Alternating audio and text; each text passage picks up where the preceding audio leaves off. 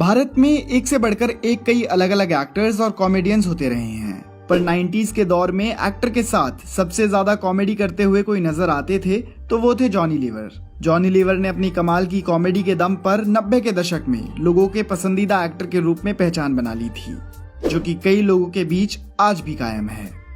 Johnny liver के कामयाब होने से पहले उनको खूब मेहनत करनी पड़ी थी। उस मेहनत के बारे में बहुत ही कम लोग जानते हैं।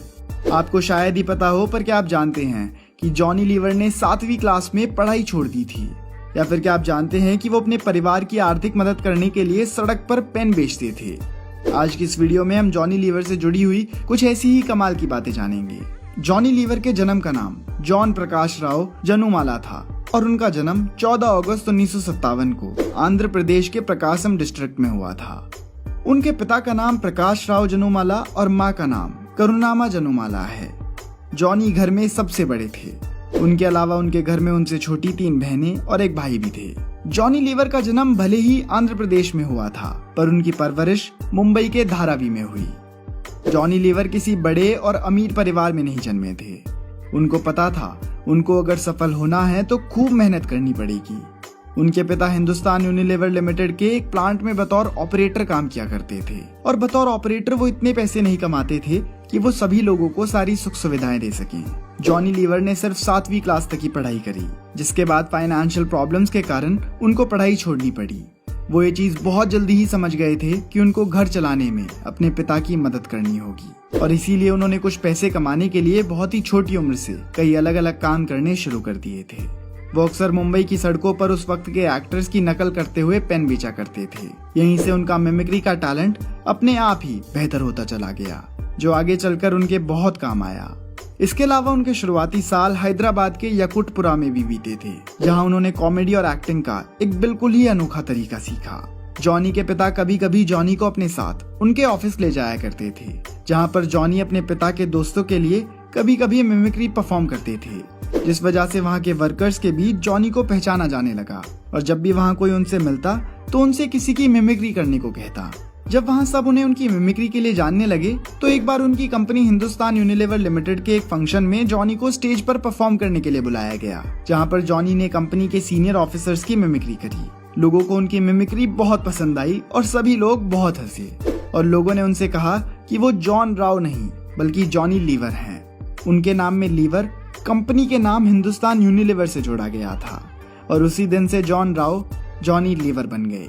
एक कलाकार को अपने जीवन में सिर्फ एक मंच की जरूरत होती है, और जॉनी लीवर को अपना ये मंच शुरू के दिनों में अपने पिता के ऑफिस के फंक्शंस में मिली। वीडियो के साथ आगे बढ़ने से पहले मैं आपको इस वीडियो के स्पॉन्सर्स के बारे में बताना चाहता हूँ। दोस्तों, प्लेयर स्पॉट इंडिया की टॉप फैंटेसी वेबसाइट्स में से एक है, जिसके ब्रांड एम्बेसडर खुद स्मृति मंदाना और भुवनेश्वर कुमार हैं। यहाँ क्रिकेट, फुटबॉल और कई स्पोर्ट्स के कॉन्टेस्ट होते हैं, जहाँ डेली आप लाखों रुपये कमा सकते हैं। ये ऐप पिछले 5 सालों से मार्केट में है और इस ऐप में 20 लाख से भी ज्यादा लोग डेली खेलते हैं। इस ऐप को डिस्क्रिप्शन में दी हुई लिंक से डाउनलोड करते ही सबसे पहले आपके अकाउंट में 50 रुपए आ जाएंगे।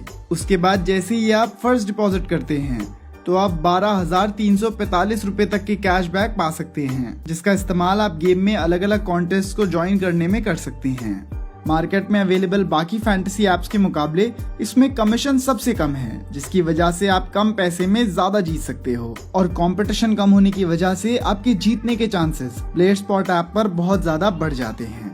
इसी के साथ प्लेयर स्पॉट पर बहुत से ऐसे गेम्स हैं जैसे स्नेक एंड लैडर, लूडो और शीप फाइट, जो पूरे लॉकडाउन में सबसे ज्यादा खेले गए हैं।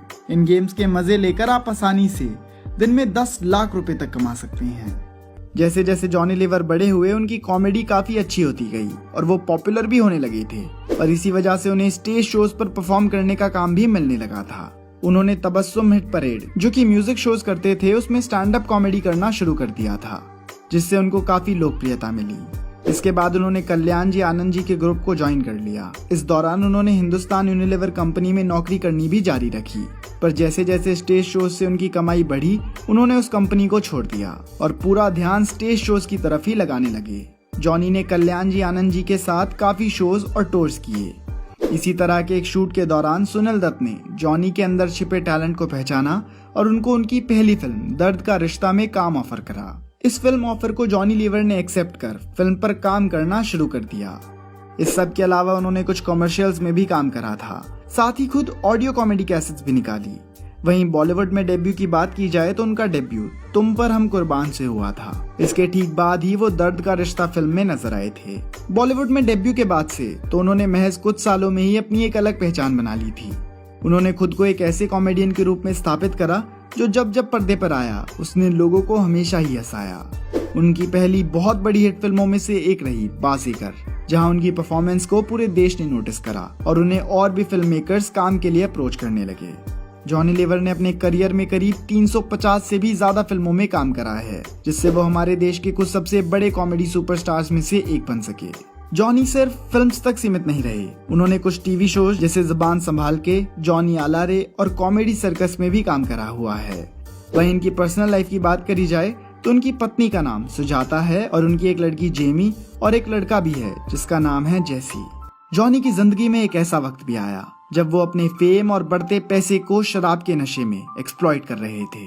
बॉलीवुड में अच्छा करियर बनाने के बाद जॉनी अक्सर शराब पिया करते थे, जिस वजह से उनकी अपनी वाइफ और परिवार वालों से लड़ाई रहने लगी। फिर उनकी जिंदगी में एक ऐसा तूफान आया जिसको किसी ने आते हुए नहीं देखा था। उनके बेटे के गले में कैंसर पाया गया। इस खबर ने जॉनी को हिला कर रख दिया।